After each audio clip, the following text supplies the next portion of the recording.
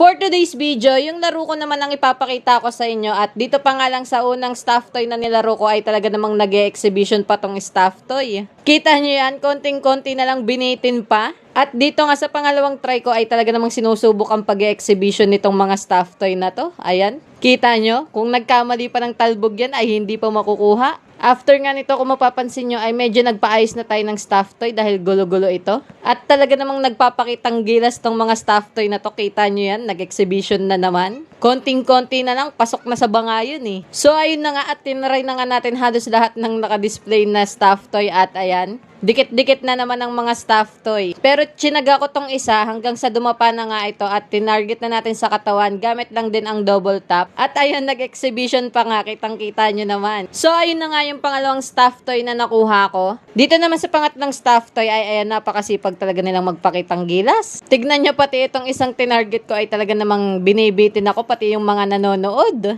Tipong pati ulo namin ay tumatagilid. Naranasan nyo na ba yun? Tipong pati katawan ay napapakontrol. So ayun na nga, nandito na tayo sa isang stuff toy na nakadapa at napagod na nga ata itong mag-exhibition at dumiretso na siya sa prize shoot. So ayun, gusto ko lang mag-thank you sa mga nakakapanood ng video ko at sa mga nag-hi sa akin dito habang nakikita nila akong naglalaro. Medyo nahihiya nga ako pero sobrang na-appreciate ko po kayong lahat. Yun lang guys, follow for more. Thank you and goodbye!